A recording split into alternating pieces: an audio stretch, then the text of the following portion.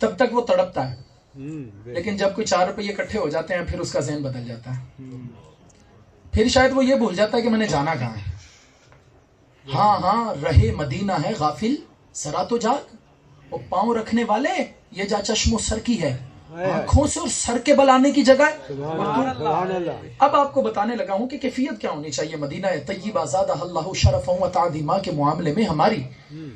جس بندے نے مدینے جانا ہے نا اس کو حضور پر درود پڑھنا ہے، درود بھیجنا پڑنا ہے۔ کیا کرنا ہے؟ چلیں اب درود سے ہی اس کا آغاز کرتے ہیں۔ مجھے اعظم بھائی والی کل کی بات یاد آ گئی ہے، تو درود سے اس کو شروع کرتے ہیں۔ درود پر اعلیٰ حضرت کے بھائی ہیں مولانا حسن رضا خان، انہوں نے ایک بڑا ہی پیارا کلام لکھا ہے، سنیں گے؟ ذات والا پہ بار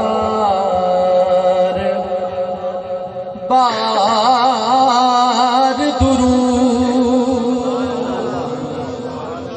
ذات والا پہ بار درود، ذات والا پہ بار درود، بار بار اور بے شمار درود، بار بار اور بے شمار درود، اور بے عدد بولے تسبیح تو پکڑنی ہے عادت کی وجہ سے، گن گن کرنے حضور پر درود بھیجنا، بے عدد اور بے عدد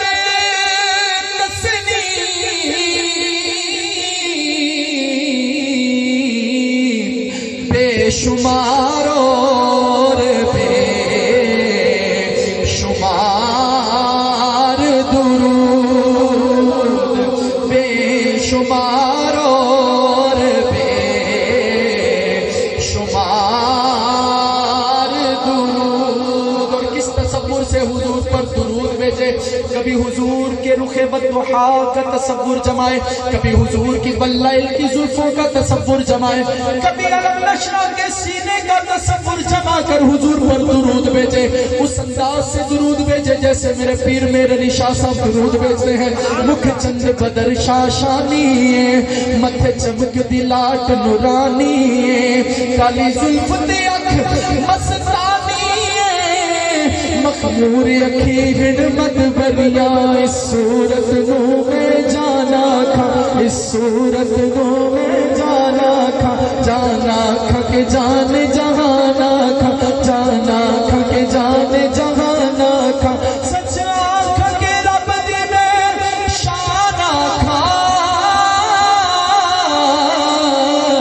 جس شان تو شانہ سب بنیا، روے انور نور بار سلام، اور زلف اطہر پہ مشک بار درود، زلف اطہر۔ جس کو حضور کا دیدار کا حال نہیں ہو سکا وہ حضور سے عرض کرے آقا میں تو سن رہا ہوں کہ آپ کا دیدار ہو تو درود پڑھنے کی لذت آتی ہے، حضور مجھے اپنا دیدار عطا فرما دیجئے۔ میں بھی تو کہنے والا ہوں تیری جب یہ دید ہوگی، جب ہی میری عید ہوگی، میرے خواب میں تمہارا مدنی مدینے والے روئے انور نور بار سلام، اور زلف اطہر پہ مشک بار۔ ہم کیوں درود بھیجے حضور پر؟ کیوں بار بار کہا جاتا ہے بھائی درود بھیجو درود بھیجو درود بھیجو؟ اس لیے کہ قبر میں بھی یہ کام آئے گی، ارے غمزدوں کی ہے غمگسار درود، غمزدوں کی ہے غمگسار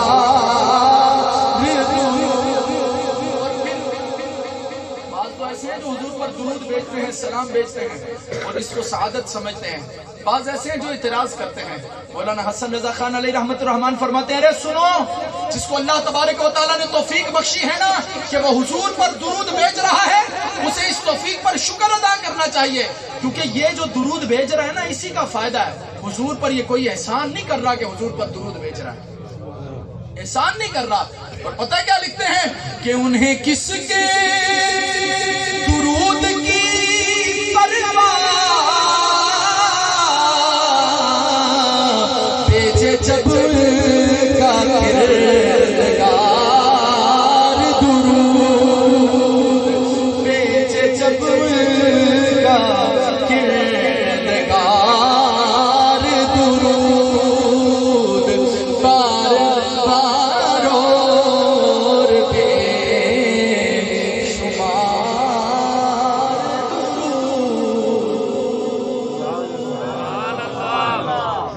حضور پر درود بیچنا ہے تو اس انداز سے حضور پر درود بیچنا ہے، کیفیت ہونی چاہیے۔ میں اکثر بولتا ہوں درود دستک ہے، درود کیا ہے؟ دستک۔ اور آپ کو اور مجھے دیکھنا ہے کہ ہم ایک دن میں حضور کی بارگاہ میں کتنی بار دستک دیتے ہیں، کتنا حضور کو پکارتے ہیں۔ ایک شخص تھا جو بڑی نیکیاں کرتا تھا، صرف حضور پر درود نہیں تھا بیچتا، باقی سارے کام کرتا تھا، بس درود نہیں تھا بیچتا۔ تو خواب میں حضور علیہ السلام ایک دن تشریف لائے تو اس نے دیکھا کہ حضور اس کی طرف توجہ نہیں کر رہے۔ اب مان تو تھا کہ بڑا نیک ہوں، بڑا حاجی ہوں، بڑا نمازی ہوں، بڑا تقویٰ ہے، بڑی پرہیزگاریاں ہیں۔ عرض کرنے لگا سرکار میں تو آپ کا امتی ہوں، آپ نے رخ انور کیوں پھیرا ہے؟ سرکار نے فرمایا میں تجھے جانتا ہی نہیں، تجھے جانتا ہی نہیں۔ کہا سرکار میں نے تو سنا ہے کہ امتی کو ان کے جو نبی ہیں وہ جانتے ہیں، تو سرکار آپ کہتے ہیں کہ میں تمہیں جانتا نہیں؟ فرمایا ہاں نبی اپنی امتوں کو پہچانتے ہیں لیکن تو نے پہچان ہی نہیں کروائی۔ کہا سرکار پہچان کیسے ہوتی ہے؟ کہا تو سب کچھ تو کرتا ہے، ہم پر درود ہی نہیں بس بیچتا۔ تو میں اپنے امتی کو اتنا ہی پہچانتا ہوں جتنا وہ مجھ پر درود بیچتا ہے، میں اپنے امتی کو اتنا ہی پہچانتا ہوں جتنا وہ مجھ پر درود بیچتا ہے۔ تو سرکار فرماتے ہیں کہ تم مجھ پر درود بیچ کر پہچان کرواؤ۔ کہتے ہیں وہ بندہ جب اٹھا نا تو اٹھ کر اس نے حضور پر درود شروع کر دیا ہے۔ اب نماز پڑھ رہا ہے تو درود بھیج رہا ہے، روزہ رکھا ہے تو درود بھیج رہا ہے، قرآن پڑھ رہا ہے تو درود بھیج رہا ہے، ذکر کر رہا ہے تو درود بھیج رہا ہے۔ اب کچھ وقفہ گزرا نا تو پھر خواب میں سرکار تشریف لائے، دیکھا کہ سرکار اسے دیکھ کے مسکراتے ہیں، فرمایا اب تجھے جانتا بھی ہوں اور تجھے پہچانتا بھی ہوں اور قیامت کے دن تیری شفاعت بھی کرواؤں گا۔ حضور پر درود کی یہ فضیلت ہے۔ المیہ یہ ہے کہ بعض لوگوں نے اس معاملے میں لوگوں کو گمراہ کرنا شروع کر دیا، اور جب ہم کہتے ہیں الصلاۃ والسلام علیک یا رسول اللہ، جب ہم کوئی درود بیچتے ہیں کہتے ہیں کہ جناب تم یہ کیا کر رہے ہو، یہ درود کیوں بیچ رہے ہو، وہ درود کیوں بیچ رہے ہو، یہ سلام کیوں بیچ رہے ہو، وہ سلام کیوں بیچ رہے ہو۔ میں نے کہا بھائی دیکھو سلام کا تو رب نے قرآن میں فرمایا ہے، سلام کا رب نے میں نے کہا سلام کا رب نے قرآن میں فرمایا، کہتا کہاں فرمایا ہے رب نے؟ میں نے کہا دیکھو اللہ نے قرآن میں فرمایا ان اللہ، کیا فرمایا؟ بے شک اللہ، بے شک اللہ۔ میں نے کہا رب تو قرآن فرما رہا ہے، پھر تو نے انا کیوں فرمایا؟ انا کا مطلب پتہ ہے کیا ہے؟ بے شک، اس میں کوئی شک نہیں۔ بندہ بعض کا بات کر رہا ہوتا ہے نا تو بات کرتے کرتے کہتا ہے یار یہ بھی ہوا لیکن یقین کرو کہ یہ بھی ہوا، حالانکہ ہم نے اس کی پہلے بھی باتیں مانی تھی لیکن اس نے یہ کہا نا کہ یقین کرو، میرا یقین کرو یہ ہوا ایسے، تو ہم کہیں گے کہ یار تمہاری باتیں پہلے ہی معتبر ہیں، تم کہہ رہے ہو کہ یقین کرو، مطلب وہ کہتا ہے کہ میں تمہیں یہ باور کروانا چاہتا ہوں، باقی بھی ساری باتیں صحیح ہیں لیکن اس پر ذرا زیادہ فوکس کر لو، اس بات پر ذرا زیادہ فوکس کرو۔ اب رب نے فرمایا انا، بے شک، اور آگے وہ درود والی آیت ہے، سلام والی آیت ہے، اللہ نے فرمایا بے شک۔ ہم نے کہا پروردگار ہم نے پہلے پارے کو پڑھا تو نے کہا الف لام میم ذالک الکتاب، ذالک پہلا بارہ تو آپ نے اتنا سا تو پتا چل گیا میں کہاں سے پڑھ رہا ہوں، سورہ فاتحہ کے فوراً بعد جہاں سے شروع ہوا الف لام میم ذالک الکتاب، یہ وہ کتاب ہے، پروردگار یہ کون سی کتاب ہے؟ لا ریبہ، یہ وہ کتاب ہے جس میں کوئی شک نہیں۔ میں نے کہا پروردگار تو نے تو پوری کتاب کے بارے میں سٹیٹمنٹ دے دی ہے کہ اس میں کوئی شک نہیں، پھر یہاں آ کر کیوں کہا کہ بے شک؟ اس میں بھی کوئی شک نہیں. فرمایا محبت کی بولی بتا رہا ہوں. فرمایا ہم نے پورے قرآن کے بارے میں تمہیں کہا کہ کوئی شک نہیں, اور اس آیت کے بارے میں پھر تاکید اس لیے کی ہے کہ بہت سارے ایسے ہیں جو اپنے آپ کو مسلمان کہیں گے اور شک ڈالنے کی کوشش کریں گے. اس لیے اس کے شروع میں بھی کہا اِنَّا, بے شک, اللہ وملائکتہ, اور اس کے فرشتے, بے شک اللہ اور اس کے فرشتے کیا کرتے ہیں؟ یصلون, درود بھیجتے ہیں. یصلو درود کے لیے, یصلون کیا کرتے ہیں؟ اِنَّا, بے شک, اللہ, وملائکتہ, اور ملائکہ, وملائکتہ, اور ملائکہ, یصلون کیا کرتے ہیں؟ درود بھیجتے ہیں, علی النبی, نبی پر. بے شک, اس میں کوئی شک نہیں, اللہ اور اس کے فرشتے درود بھیجتے ہیں علی النبی, نبی پر. لیکن ایمان والوں سے کہا اے ایمان والو سنو. ہم نے کہا پروردگار حکم. فرمایا تم نے صرف درود نہیں بھیجنا, تم نے صرف درود نہیں بھیجنا. اپنے بارے میں فرمایا, اپنے فرشتوں کے بارے میں فرمایا بے شک اللہ اور اس کے فرشتے درود بھیجتے ہیں نبی پر. لیکن ایمان والو, میرے اعلیٰ حضرت نے جو اس کا ترجمہ کیا, بے شک اللہ اور اس کے فرشتے درود بھیجتے ہیں اس غیب بتانے والے نبی پر. سبحان اللہ. نبی کا ترجمہ ہی یہ ہے, غیب بتانے والا. نبی کا ترجمہ کیا ہے؟ غیب بتانے والا. اعلیٰ حضرت نے جو ترجمہ لکھا ہے کنز الایمان شریف میں, اس غیب بتانے والے نبی علیہ السلام پر آگے فرمایا یا ایھا الذین, یا ایھا الذین. پتہ چلا آگے جو وصف بیان ہو رہے ہیں وہ صرف ایمان والوں کے ہیں, بے ایمانوں کا تو کوئی تعلق ہی نہیں.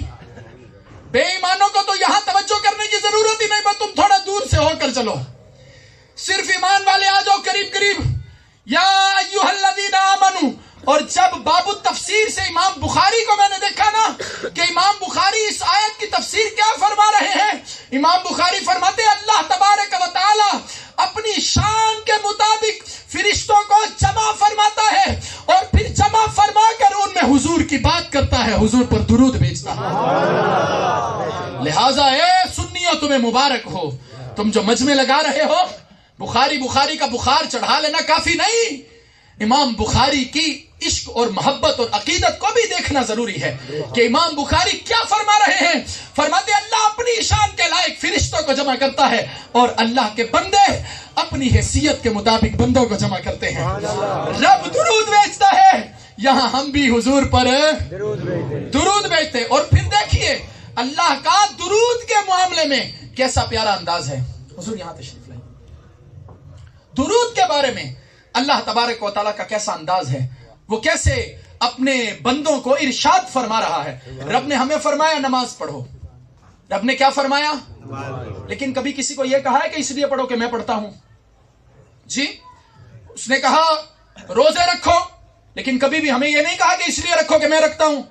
اس نے کہا زکوٰۃ دو, لیکن کبھی بھی اس نے یہ نہیں کہا اس لیے کہو کہ میں زکوٰۃ دیتا ہوں. لیکن جب باری آئی درود کی, اس نے پہلے یہ فرمایا سنو, آج تک تمہیں میں نے کسی بات پر نہیں کہا کہ یہ کام اس لیے کرو کہ میں کرتا ہوں. درود پڑھو اس لیے کہ, درود پڑھو اس لیے کہ میں کوئی آپ کی واہ واہ کے لیے تو آیا ہی نہیں, یہاں آپ کو یاد کروانے آیا ہوں کہ حضور پر درود بھیجنا ہے. مدینے جو جانا ہے, پہلے ہی آپ نے بولا ہم نے مدینے جانا ہے نا. مدینے جانے کے لیے کوئی کنیکشن بھی تو جوڑنا ہے کہ نہیں؟ مطلب دیکھو, جو گھر کنیکشن ہی اس کا جو ہے وہ واپڈا کے ساتھ نہیں جڑا ہوا ہے, تو اب آپ بتاؤ بجلی کہاں سے آئے گی؟ اس مائک کو چلانے کے لیے اس تار کی ضرورت ہے, یہ دیکھو کتنی لمبی ہے اور وہاں تک پہنچی ہے. وہاں پہنچنے کے باوجود آپریٹر کی ضرورت ہے نا, جو آپریٹ کر رہا ہے. ان کے چلانے کے بغیر یہاں تک کچھ بھی لذت نہیں آپ لے سکتے. تو یہ ہمارا گفتگو کرنا دراصل آپریٹر ہیں ہم, جو آپ کے کنیکشن کو جوڑنے آئے ہیں. کدھر بتا بھیا کدھر, بھائی کدھر جوڑنا ہے, کدھر جوڑنا ہے؟ مدینہ شریف کنیکشن جوڑنا ہے اپنا. تو اس کنیکشن کے جوڑنے کے لیے میں یہاں پر آیا ہوں. اللہ نے فرمایا اور اس کنیکشن کے جوڑنے کے لیے سب سے زیادہ جو کہتے ہیں نا، بندہ کہتا ہے کہ جناب یہ دیکھیں یہ دوائی آپ نے جو ہے نا وہ مہینے میں ایک بار کھانی ہے، اور یہ آپ نے جو ہے وہ ہفتے میں ایک بار کھانی ہے، یہ جو ہے وہ دن میں ایک بار، یہ صبح اٹھ کے کھانی ہے، لیکن یہ دوائی تسی تینوں ٹائم کھانی ہے، یہ والی دوائی 3 ٹائم کھانی ہے، اور پاویں بدا لیا جو تھوڑی ڈوز۔ تو درود بھی یہی دوائی ہے۔ کہتے بیٹھتے اٹھتے جاگتے سوتے ہو الہی میرا شعار درود۔ میں بیٹھا ہوں تو حضور پر درود، اٹھا ہوں تو حضور پر درود، میں چل رہا ہوں تو حضور پر درود۔ یہی وہ شخص جو عبادتیں کر رہا تھا، سرکار مدینہ علیہ السلام نے اسے دیکھا تو حضور نے اس کی عبادتوں کا حال پوچھا۔ اس نے کہا سرکار میں سارا دن عبادت کرتا ہوں۔ فرمایا درود بھی ہم پر بھیجا کرو۔ کہا سرکار آپ نے ذہن بنایا، اب آج کے بعد اپنے دن کے 4 حصے کر لیتا ہوں، 1 حصہ آپ پر درود بھیجوں گا، 3 حصے دوسرے وظائف دوسرے کام۔ سرکار نے فرمایا بڑھا لو تو تمہارے لیے فائدہ ہے، بڑھا لو تو تمہارے لیے فائدہ ہے۔ کہنے لگا سرکار پھر یوں کرتا ہوں کہ آدھا دن آپ پر درود بھیج لیا کروں گا، آدھا دن دیگر وظیفے کروں گا۔ فرمایا بڑھا دو تو تمہارے لیے بہتر ہے۔ کہا سرکار 3 حصے آپ پر درود بھیجوں گا، 1 حصہ کوئی اور وظیفے کر لوں گا۔ فرمایا بڑھا دو تو تمہارے لیے بہتر ہے۔ کہتا سونے پھر سارا دن ہی آپ پر درود بھیجوں گا۔ فرمایا اگر ایسا کرو گے تو یہ درود تمہاری ہر چیز کے لیے کافی ہو جائے گا، درود ہر چیز کے لیے کافی ہو جائے گا، پھر تمہیں کسی سے مانگنے کی ضرورت نہیں، کیونکہ تم ہر لمحہ ہی تو میری بارگاہ میں دستک دے رہے ہو۔ تو دنیا میں جس کو جو بھی ملا مصطفیٰ کے صدقے سے ملا، تو جب تم سارا دن ہی کہتے ہو سرکار کرم کر دیں، سرکار کرم کر دیں، سرکار کرم کر دیں، اور میں یہ بات کرتا ہوتا ہوں اے عشاقان رسول، یہ بات کبھی مت بھولنا، اگرچہ میں گناہگار ہوں، اگرچہ میں سیاکار ہوں، اگرچہ میں نمازوں میں غفلت کرتا ہوں، اگرچہ مجھ سے روزے نہیں رکھے جاتے، اگرچہ میں تقویٰ اور پرہیزگاری کے اعلیٰ معیار پر نہیں، میری توجہ ناقص، میری حیثیت ناقص، میری کیفیت ناقص، لیکن میری توجہ میں ایک کمال ہے، اور وہ کمال بڑا نایاب ہے۔ وہ یہ ہے کہ جب میں بالکل خوشنودی کے ساتھ بیٹھ جاتا ہوں، اپنی توجہ کو تیار کرتا ہوں اس واسطے کہ وہ توجہ مدینہ شریف چلی جائے۔ اب یہ راستے چیرتی ہوئی، سمندروں سے گزرتی ہوئی، سڑکوں کو عبور کرتی ہوئی جب حضور کے شہر دیار پر بہار میں حاضر ہوتی ہے، وہاں گنبد خضرا کی چھاؤں میں جب کچھ وقت گزارتی ہے، یہ توجہ سنہری جالیوں سے ہوتی ہوئی اس تہخانے کے اندر چلی جاتی ہے جہاں میرے محبوب آرام فرما ہے۔ اس تہخانے میں حضور کی بارگاہ میں عرض کرتی ہے سرکار، وہاں پاکستان کے ایک شہر فاروق آباد میں آپ کے کسی غلام نے فرد محبت سے مجھے آپ کی جانب ریفر کیا ہے۔ تو یہ کامل توجہ کو، یہ ناقص توجہ کامل توجہ کو جا کر عرض کرتی ہے، اور مدینے سے کامل توجہ کو کھینچ لاتی ہے۔ اگرچہ ہم ناقص ہیں لیکن ان کا کرم تو عام ہے، ان کا کرم ایسا ہے کہ میرے امام کہیں پیش حق مجدہ شفاعت کا سناتے جائیں گے، آپ روتے جائیں گے، ہم کو ہنساتے جائیں گے۔ اور پھر کہتے تھے جو نہ بھولا ہم غریبوں کو رضا، ذکر اس کا اپنی عادت کیجئے۔ ارے وہ زندگی کے ہر لمحے امت کو یاد کرتے رہے۔ جناب آمینہ رضی اللہ تعالیٰ نے فرماتی وہ پیدا ہوئے تو امتی امتی فرما رہے تھے، اور مولا مرتضیٰ فرماتے ہیں جس وقت میں نے حضور کو قبر انور میں رکھا، میں نے دیکھا لبہائے مبارکہ کو جنبش ہو رہی ہے، میں نے دیکھا کہ سنو تو صحیح اس وقت بھی حضور کیا فرما رہے ہیں جبکہ انہیں قبر انور میں رکھا ہے۔ کہا میں نے جو کان قریب کیے تو فرما رہے تھے اللہم امتی امتی امتی امتی۔ میرے امام کا کلم وجد میں آیا، کہا ان کی مہک نے دل کے غنچے کھلا دیے ہیں، جس راہ چل دیے ہیں کوچے بسا دیے ہیں۔ ارے میرے کریم سے گر قطرہ کسی نے مانگا دریا بہا دیے ہیں، تربے بہا دیے ہیں۔ اللہ کیا جہنم اب بھی نہ سرد ہوگا، رو رو کے مصطفیٰ نے دریا بہا دیے ہیں۔ نعرہ تکبیر، نعرہ رسالت، حیدری، نعرہ غوثیہ۔ یہ ہیں ہمارے محبوب، یہ ہیں ہمارے آقا و مولا۔ ہے کسی کا کوئی ایسا آقا؟ ہے کسی کا کوئی ایسا مولا؟ ہے کسی کا کوئی ایسا عطا فرمانے والا؟ لے آؤ، تم کسی کو نہ لا سکو گے۔ حضور اس قدر عطا فرمانے والے ہیں، حضور اس قدر نوازنے والے ہیں۔ اور دیکھو جو درود پڑھنے والے ہیں ان پر تو خاص توجہ ہے، جو درود بھیجنے والے ہیں ان پر خاص توجہ ہے، خاص محبت فرماتے ہیں۔ اور فرماتے ہیں کیسی کیسی بشارتیں دی ہیں۔ کہتے حضور علیہ السلام فرماتے ہیں کہ جب میرا کوئی امتی اور دنوں میں مجھ پر درود بھیجتا ہے تو اللہ نے میری قبر پر ایک فرشتے کو مقرر کیا ہے۔ اللہ نے میری قبر پر ایک فرشتے کو مقرر کیا ہے جسے دنیا جہان کے تمام مخلوقات میں بسنے والے جتنے بھی انسان ہیں، جتنے بھی لوگ ہیں، سب کے نام بتا دیے گئے اور سب کے باپوں کے نام بتا دیے گئے. سرکار فرماتے جب کوئی مجھ پر درود بھیجتا ہے وہ عرض کرتا ہے سرکار فلاں کے بیٹے فلاں نے آپ پر درود بھیجا ہے. کہندا ہے فضیلت فرشتے نو ہے تسی سرکار دے بارے چ کیوں اتنا علم غیب بیان کر دیو کہ حضور نو بھی پتہ ہے، حضور نو بھی پتہ ہے، حضور نو بھی پتہ ہے. میں کہ چلے آہی گل دا تے رولا کہ تینوں سمجھ نہیں آئی تے اسی سمجھ گئے، اسی سمجھ گئے. کہتا تسی کی سمجھے؟ اور میں کیا جس کے در پہ کھڑے نوکر کا یہ عالم ہے، مساکا کا کیا عالم ہوگا؟ چاہے تو اشاروں سے اپنے کایا ہی پلٹ دیں دنیا کی، یہ شان ہے ان کے غلاموں کی، سرکار کا عالم. آج تک نور بشر کا رولا ڈالتے رہے، کہتے جناب نور ہے کہ بشر ہے، نور ہے کہ بشر ہے. ہم کہتے رہے، ہم نے کہا بھائی نور بھی ہیں بشر بھی ہیں، کیونکہ سرکار نے کہا. کہتے ہم بشر تو مانتے لیکن نور نہیں مانتے. بشر تو مانتے ہیں، نور نہیں مانتے. میں نے کہا تم نے نہیں مانا، جبریل تو مانے بیٹھے ہیں، تم ہی نہیں مانے، جبریل تو میں نے کہا کیوں نہیں مانے؟ نور. کہتے جی نور بندہ فقط یا نور ہو سکتا ہے یا بشر ہو سکتا ہے، یا نوری ہو سکتا ہے یا خاکی ہو سکتا ہے، یا نوری ہو سکتا ہے یا. کہتے اور سوال ہی پیدا نہیں ہوتا، نور اور خاک مل نہیں سکتے. میں نے کہا تم اگر تھوڑی سی بھی عقل رکھتے تو جگنو کو ہی دیکھ لیتے، جگنو کو ہی دیکھ لیتے تاکہ تمہارا کچھ تو علاج ہو جاتا. ایک جگنو جب تک وہ زندہ ہے اس میں نور رہتا ہے. آپ دیہات کے رہنے والے ہیں، آپ تو بخوبی جانتے ہیں جگنو جب بیمار ہو جاتا ہے تو اس کی لائٹ بھی کم ہو جاتی ہے، اور جب وہ مر جاتا ہے تو لائٹ. مجھے بتاؤ وہ کہاں چلی جاتی ہے؟ جگنو تو خاکی رہ گیا. ارے جو رب ایک جگنو کو بیک وقت بشر اور نور یعنی خاکی اور نوری بنا سکتا ہے، خاکی اور نوری ایک جگنو کو بنا سکتا ہے، کیا وہ محمد عربی کو نہیں بنا سکتا؟ اور جگنو کو بھی نور تو حضور کے صدقے میں ملا ہے. بہرحال حضور مصطفیٰ جان رحمت صلی اللہ علیہ وسلم، میں نے کہا جبریل بھی مانے بیٹھے ہیں کہ جب سدرۃ المنتہا سے بھی پہلے سدرۃ المنتہا پر جب پہنچے جبریل امین علیہ السلام عرض کرتے ہیں یا رسول اللہ صلی اللہ تعالی علیہ وسلم یہاں سے اگر ایک پورے کے برابر بھی میں آگے بڑھا تو میں جل جاؤں گا. حالانکہ جبریل تو نوری ہیں اور نوری فرشتوں کے سردار ہیں، نوری فرشتوں کے سردار ہیں، لیکن اس کے باوجود کیا عرض کرتے سرکار اگر میں ایک پورے کے برابر بھی آگے بڑھا تو کیا ہوگا؟ جل جاؤں گا. رک گئے روح امی، بولے یہ سرور دین تیری منزل ہے یہیں، آگے اب جائیں گے ہم. تیری منزل ہے یہیں، آگے اب.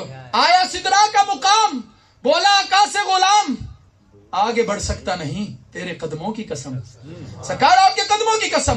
تو سرکار علیہ السلام جب آگے بڑھ رہے ہیں تو جبریل نے یہ کیوں نہیں کہا سرکار وہ تو میں نور ہو کر آگے والے نور سے ڈر رہا ہوں کہ کہیں جل نہ جاؤں، تو سرکار آپ کو ڈر نہیں لگ رہا؟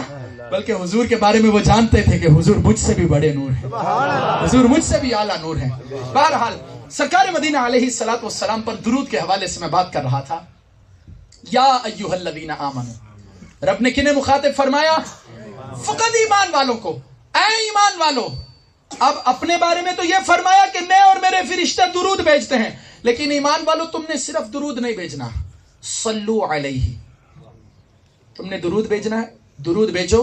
اور وسلموا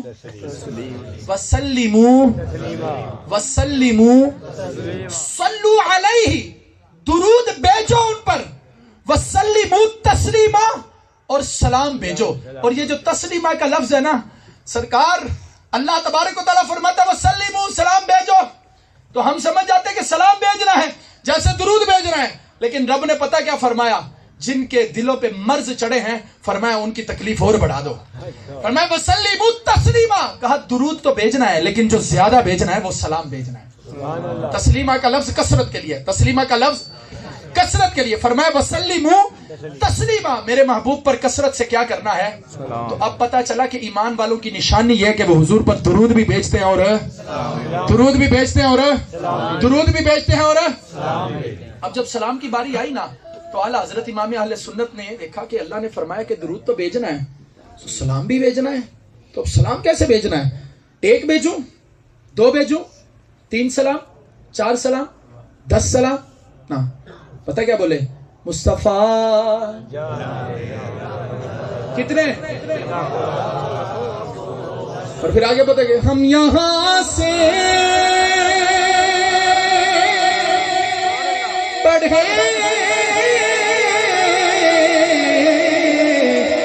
وہ مدینے سنے ان کی اعلیٰ سماعت پہ ایک نہیں، دو نہیں، تین نہیں، جب آپ کے رب نے جو فرمایا ہے کثرت سے بھیجو تو پھر ہماری کثرت یہ ہے. وہ کسی کا وس نہ آنا چلا، اس نے کہا سرکار میں ڈائریکٹ ہی بھیجوں. چلو اے صبا بات سن. ہوا ادھر تو آنا ذرا. ہوا بھی آئی، اس نے کہا ہاں کہ صبا درے مصطفیٰ تے جا کے کمی درود و سلام میرا تو سامنے روز دیکھ لا کے میری طرح زارو زار روے نثار قدر دے تو ہو کے کمی درود.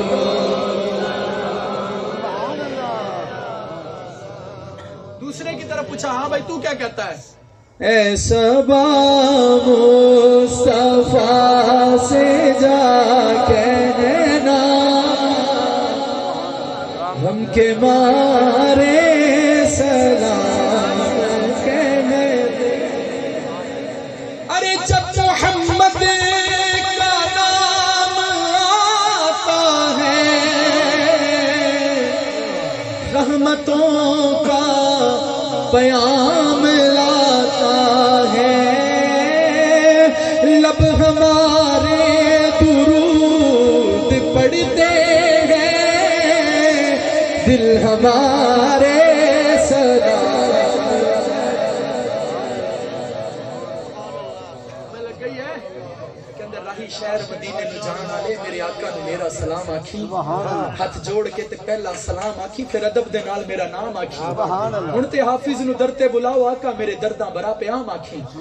عاشقوں کی کیفیت یہ ہے کہ وہ حضور پر درود بھیجتے ہیں، وہ حضور پر سلام بھیجتے ہیں. لہذا آج کے بعد کسی نے اگر پوچھا نا تو سلام کیوں بھیجتا ہے، سلام کیوں بھیجتا ہے، تو بولنا کہاں لکھا ہے؟ قرآن میں لکھا ہے. اور رب نے فرمایا درود تو بھیجنا ہی بھیجنا ہے، لیکن جو بہتا بھیجنا ہے نا وہ وسلموا تسلیما. اب سنیے، وہ کہندے درود تے سن لین گے سلام نہیں سن دے. میں نے کہا تجھے مت ماری گئی ہے. اور یہ کیسی بات ہے کہ ایک بندہ ایک چیز تو سن رہا ہے لیکن دوسری نہیں سن رہا. ایسی کچی باتیں نہیں سننی چاہیے ہمیں. پھر آگے سے کہتے سلام تے بندہ جڑا مدینے جائے وہی جڑا سلام کلے گا سرکار نو. میں نے کہا تو آج تک سمجھا ہی نہیں ہے. مدینہ وہی ہے جہاں عاشق ہے. مدینہ کہاں ہے؟ کسی عاشق نے بڑا پیارا کلام لکھا ہے، کہتے یہ دنیا ایک سمندر ہے مگر ساحل مدینہ ہے. ہر ایک موجے طلا کی راہ میں حائل مدینہ ہے. جہاں عشاق بستے ہوں وہ بستی ان کی بستی ہے. اور جہاں پر ذکر ان کا ہو وہی محفل مدینہ ہے. جہاں پر ذکر ان کا ہو وہی محفل مدینہ ہے. مدینے کے مسافر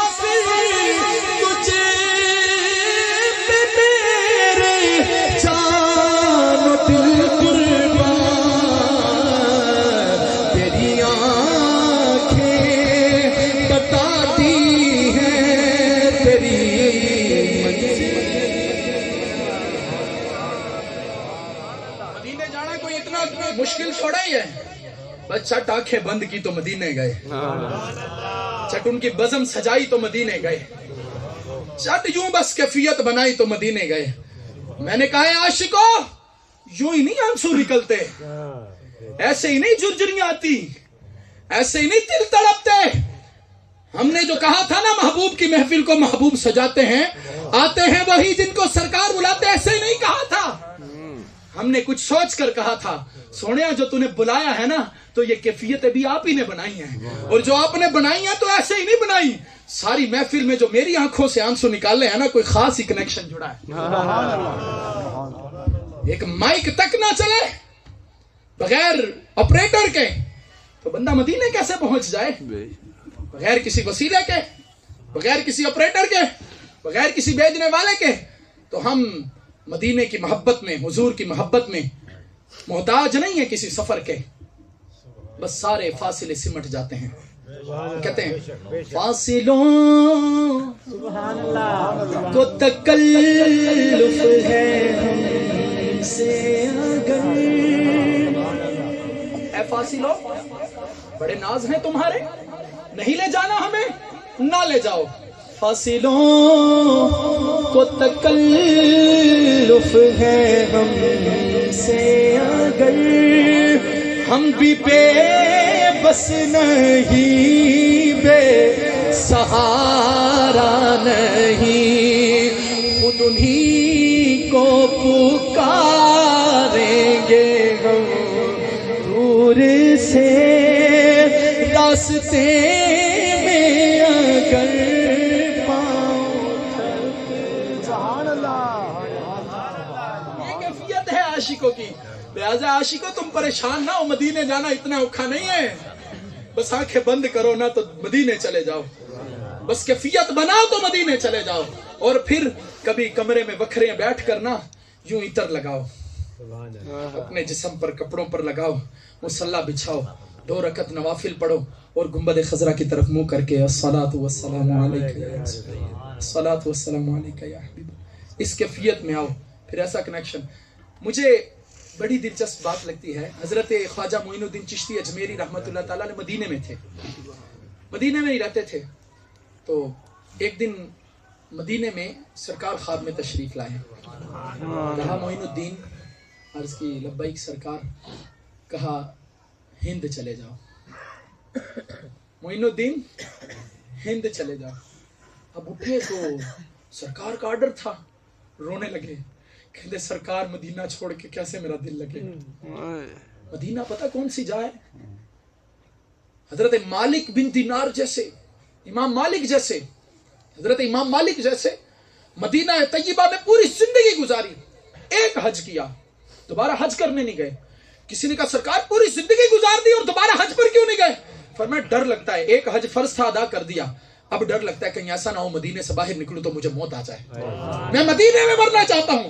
سرکار فرماتے تم میں جس سے ہو سکے وہ مدینے میں مرے، جو مدینے میں مرے گا قیامت کے دن اس کی شفاعت کرواؤں گا، سبحان اللہ، جو مدینے میں مرے میں اس کی شفاعت کرواؤں گا۔ اور فرماتے تھے من زار تربتی وجبت لہو شفاعتی، فرمایا جس نے میری قبر انور کی زیارت کی اس پر میری شفاعت واجب ہے۔ سب سے پہلے قیامت کے دن جن کی شفاعت حضور فرمائیں گے وہ اہل بقیع ہیں۔ حضور جب اپنی قبر انور سے اٹھیں گے قیامت کے دن، دائیں جانب صدیق اکبر، بائیں جانب فاروق اعظم، یہاں سے بڑھیں گے تو بقیع شریف چلے جائیں گے، تو بقیع شریف کے تمام عاشق حضور کے پیچھے پیچھے اب یہ قافلہ جنت المعلا کی طرف جائے گا، اور مکے کے مسلمان جو وہاں پر مدفون ہے جنت المعلا میں ان کو ساتھ لے کر پھر آگے یہ قافلہ بڑھتا چلا جائے گا۔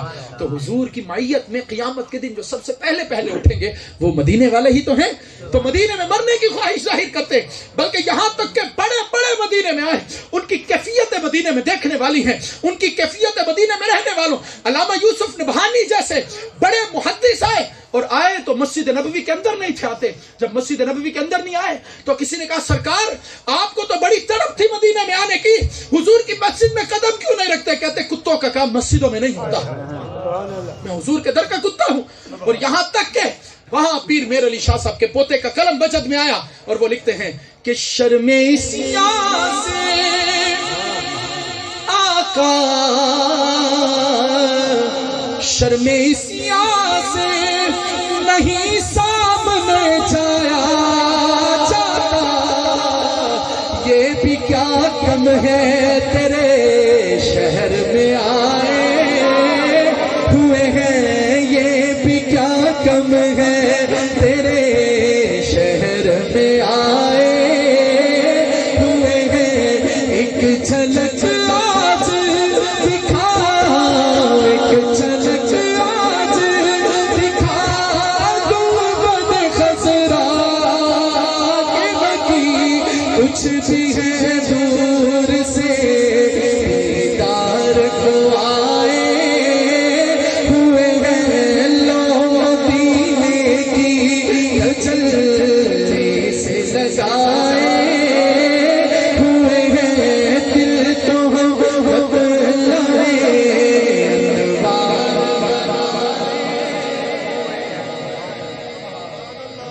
ایسے وہاں پر آئے۔ شہیدی ایک شاعر ہیں جو مدینہ طیبہ میں آئے، آنے کی خواہش کرتے تھے، لکھتے تھے مدینے کے لیے کلام، لکھتے تھے اور اپنے ساتھیوں سے کہتے تھے ہورے میں مدینے کی تجلیات کیسے برداشت کروں گا؟ اوے میرے دوستو، جب میں مدینے گیا تو دیکھو میں کیسے مدینے کی تجلیات کو برداشت کروں گا۔ خدا کی قسم میں پچھلے سال انہی دنوں حضور کے مدینے میں تھا، سبحان اللہ، تو رات کا وقت تھا، تو میں گنبد شریف کو دیکھوں تو میری نظر ہی نہ ٹھہرے گنبد پر۔ تو میں نے نا وہ مینار کے ساتھ نا نیچے ایک بڑی پیاری ایسے ٹائلوں کی ڈیزائننگ ہوئی بھی ہے، تو میں اس ٹائل کو دیکھ رہا تھا، تو جیسے کافی سارے ایسے یوں بنے ہوئے تھے نا ڈیزائن سے، محراب ٹائپ کچھ نا، تو ایک محراب پر نا میں نے نظر ٹکائی، میں نے کہا سرکار ہم سے تو آپ کی اس ایک ٹائل کا حسن برداشت نہیں ہوتا، کروڑوں سلام ہو صحابہ پر جنہوں نے آپ کو دیکھا اور آپ کے حسن کو انہوں نے اپنی آنکھوں میں سمو لیا۔ تو پھر وہاں سے آواز آئی کہ تو کہتا ہے کہ انہوں نے کیسے دیکھا؟ سن، جب حضور کا وصال ہوا، علامہ قاضی ایاز مالکی رحمت اللہ تعالی علیہ شفا شریف میں لکھتے ہیں، حضور کے ایک غلام، حضور کے ایک صحابی، جیسے ہی انہیں پتا چلا حضور کا وصال ہوا، اپنا ہاتھ اپنی آنکھوں کے اوپر رکھا، کہتے اللہ یہ آنکھیں تیرے محبوب کے سوا کچھ نہیں دیکھنا چاہتی، میری بینائی لے لے۔ یہ کہتے ہی ہاتھ نیچے کیا تو بینائی چلی گئی۔ انہیں نہ دیکھا تو کس کام کی ہیں یہ آنکھیں کہ دیکھنے کی ہے ساری بہار آنکھوں میں، دل یاد لئی بنایا اے تعریف لئی زباں، اکھیاں بنائیاں سونے دے دیدار واسطے۔ تو شہیدی کہتے تھے، وہ کہتے میں مدینے جاؤں گا تو ہور کیسے میں اس کی تجلیات برداشت کروں گا؟ وہ کہندے وہ جڑا جاندا ہے وہ ہی لیندا ہے۔ کہندے یا اللہ پھر میں بھی ان تجلیوں کو دیکھوں ضرور۔ آئے بڑے تڑپ تڑپ کر رو رو کر آئے، جیسے ہی مسجد نبوی میں قدم رکھا پہلی نگاہ حضور کے گنبد پر پڑی، ان کی جان نکل گئی، روح ہی قربان کر دی۔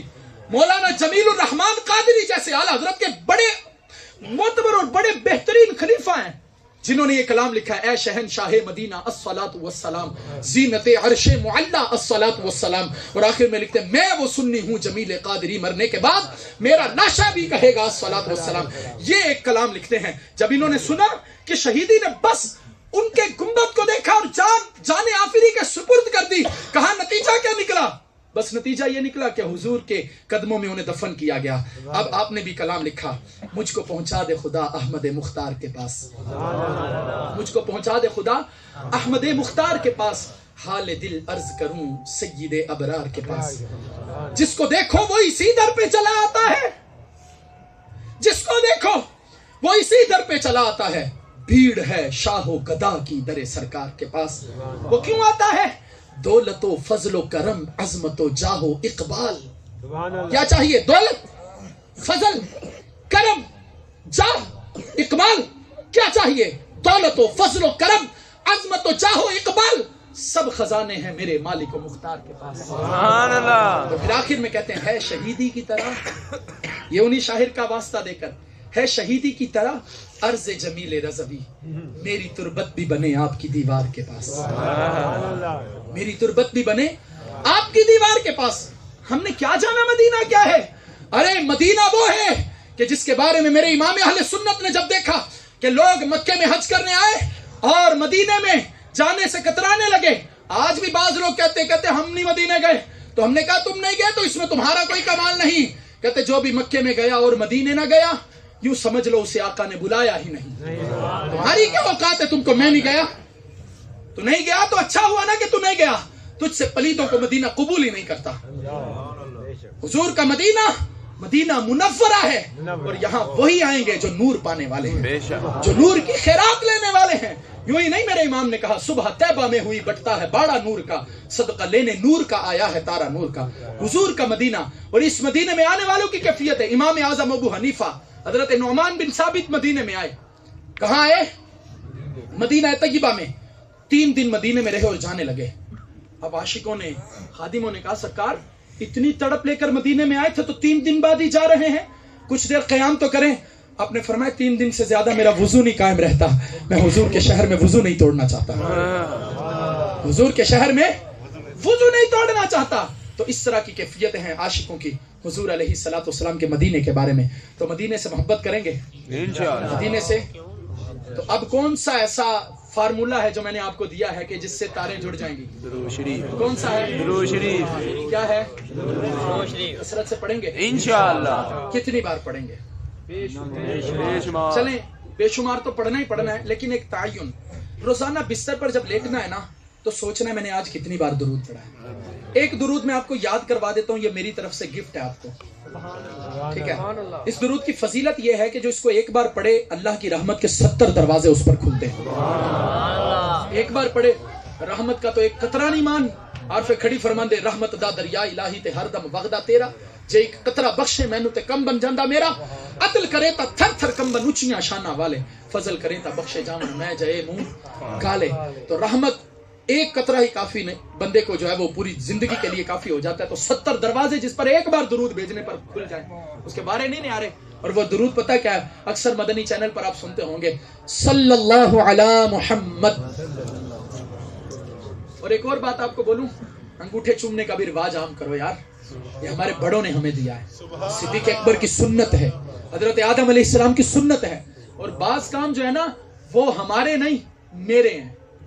بعض کام وہ ہمارے محلے میں نا گلیاں وغیرہ سجاتے تھے ہر ربیع الاول کو. تو پہلے سال سرکار نے توفیق بخشی تو میں نے اپنی گلی سجائی.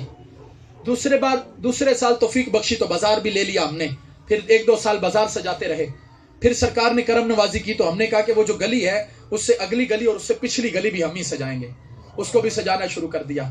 پھر اس سال سرکار نے ایک اور گلی دے دی، فرمایا اس کو بھی سجاؤ.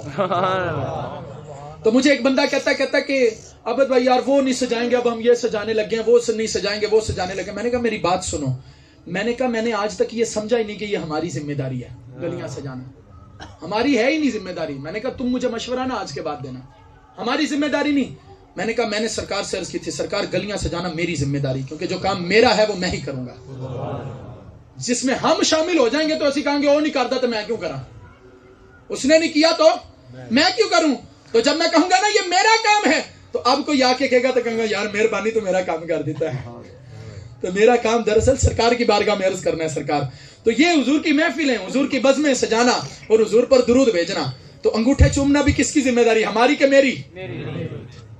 صلی اللہ علی محمد صلی اللہ علی محمد صلی اللہ علیہ وآلہ وسلم.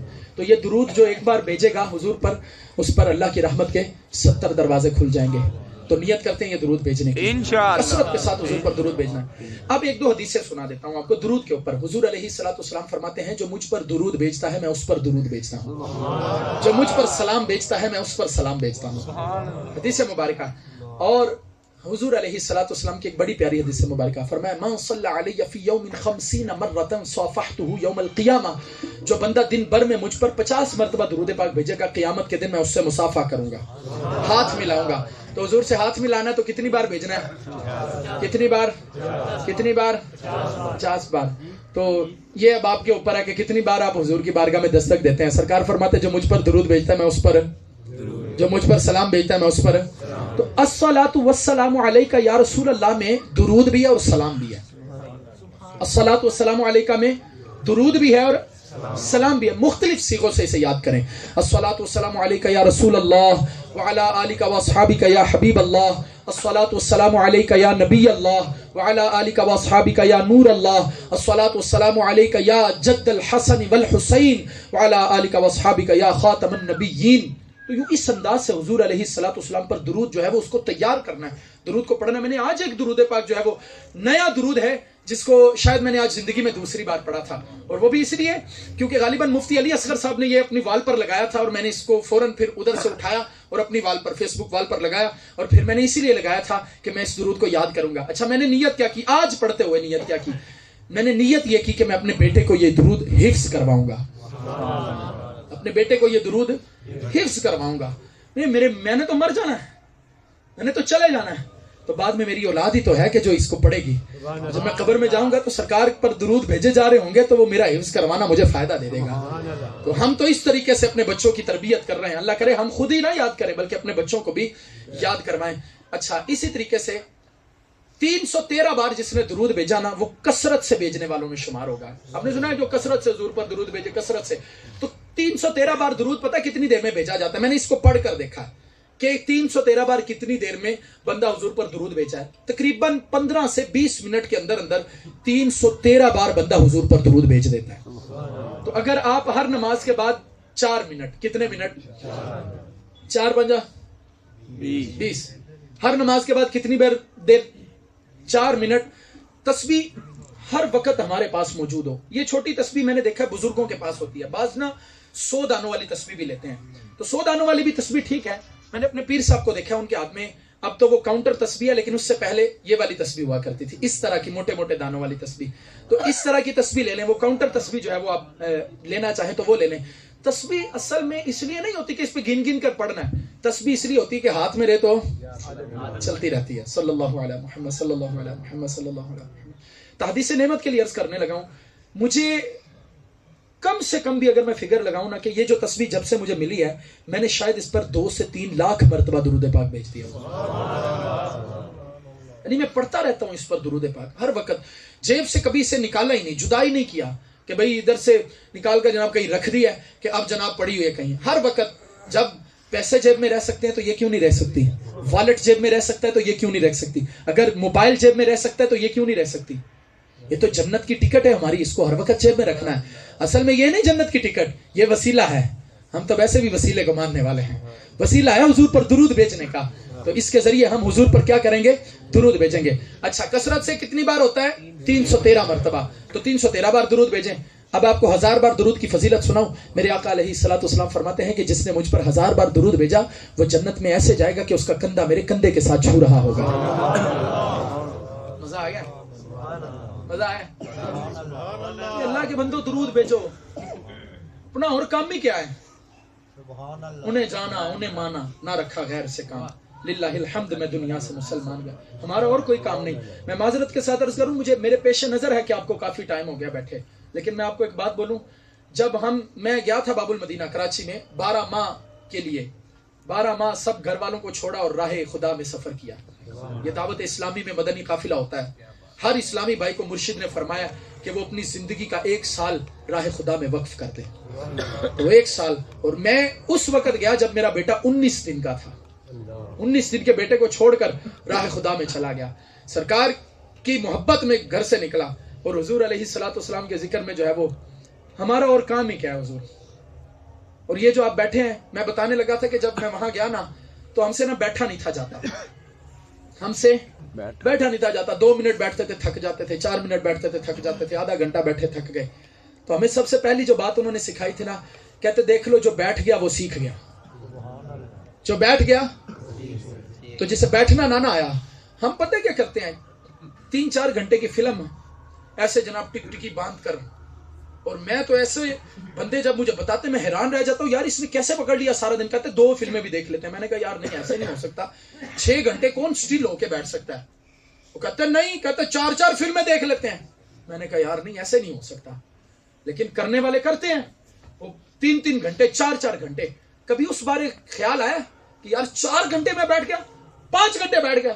ایک سرکار کی بزم ہے، اگر 3 گھنٹے بیٹھ گئے 4 گھنٹے بیٹھ گئے تو فوراً کبھی ادھر سے ادھر سے ادھر سے ادھر سے ادھر سے. اصل میں شیطان دشمن ہے ہمارا.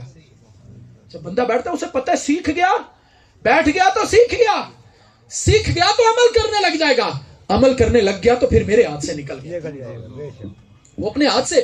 اور یہ ایسا بدکار اور لعین ہے کہ میں کتاب پڑھ رہا تھا تو میرے جسم میں جھرجھریاں آئی یہ بات سن کر. شیطان ایسا بدکار اور لعین اور گندا اور خبیث ہے کہ جب بندہ قبر میں چلا جاتا ہے نا، حالانکہ مر چکا ہے، وہ مر چکا ہے، وہ قبر میں گیا ہے، تو وہاں جب منکر نکیر اس سے سوال جواب کر رہے ہیں ادھر بھی بہکانے آ جاتا ہے. ایسا دشمن ہے ہمارا یہ. تو ایسے دشمن سے مقابلہ ہے تو پھر ہم بغیر ہتھیاروں کے بیٹھے رہیں؟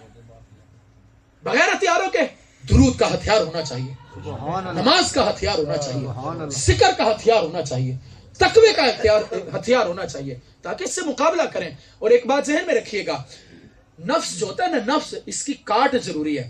نفس چاہتا ہے کہ میں جلدی اٹھ کر گھر چلے جاؤں.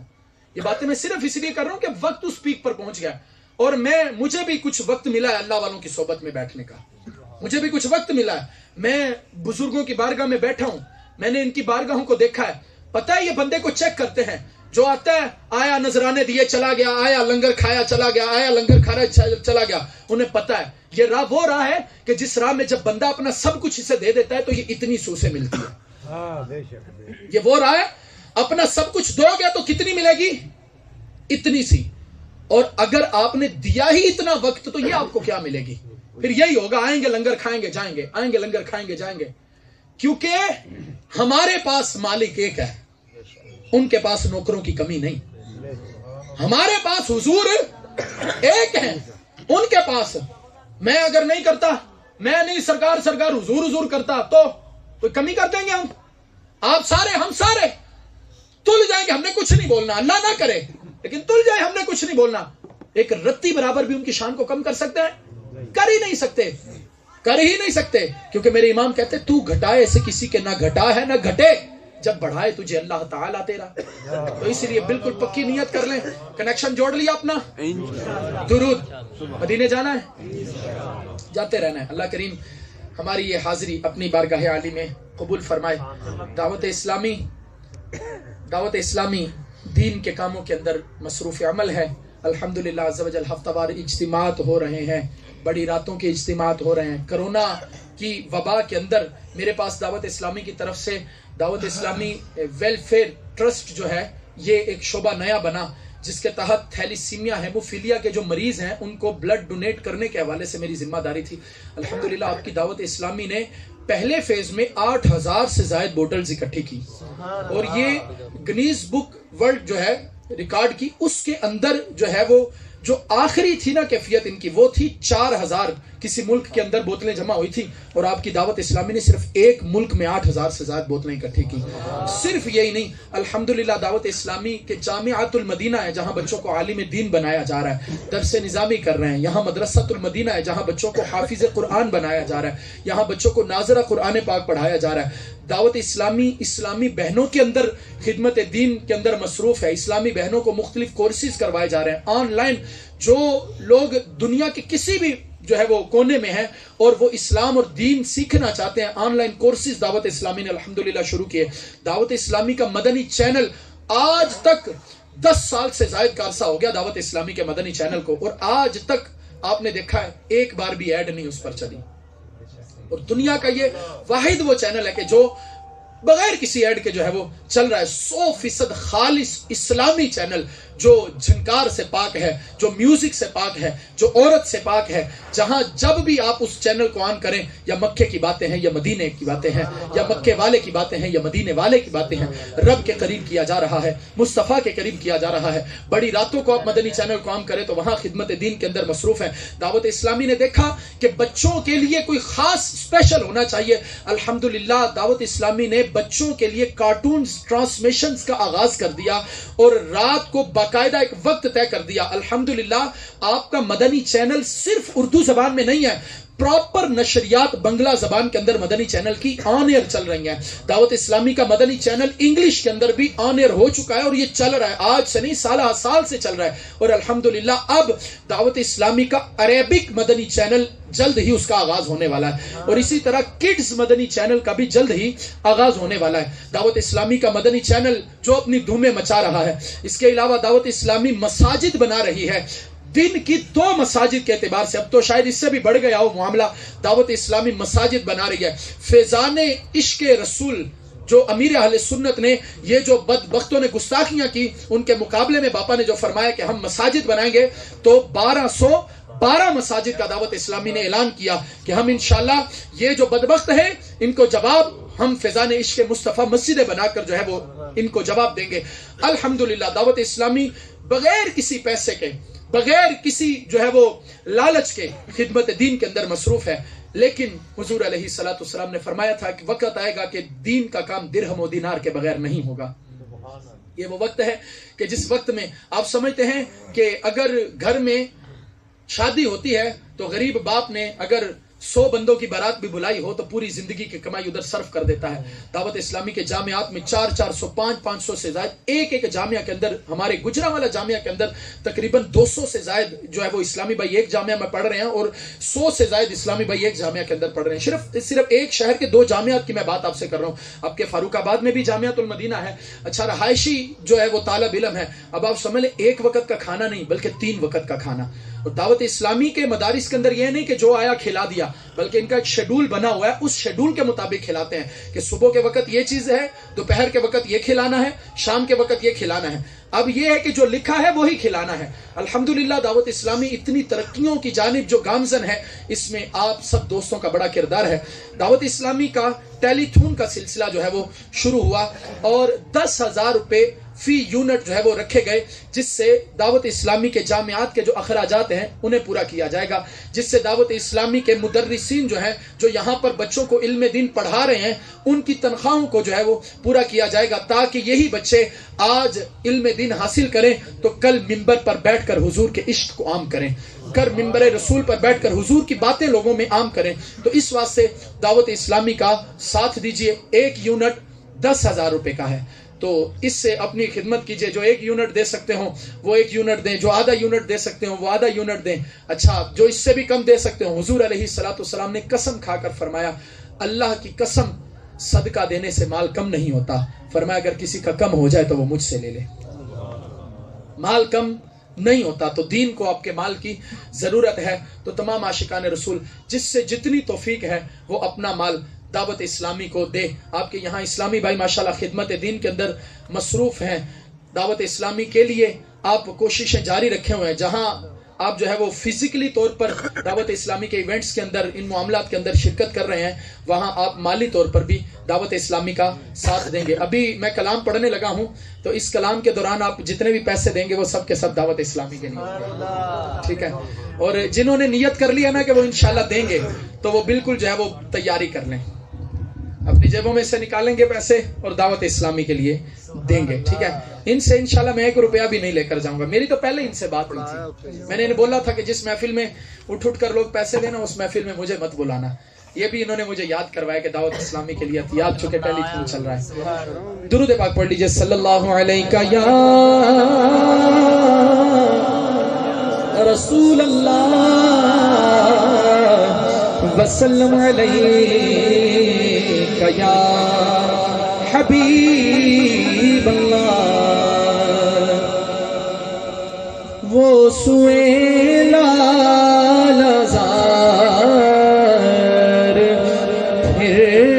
پھرتے ہیں، وہ سوئے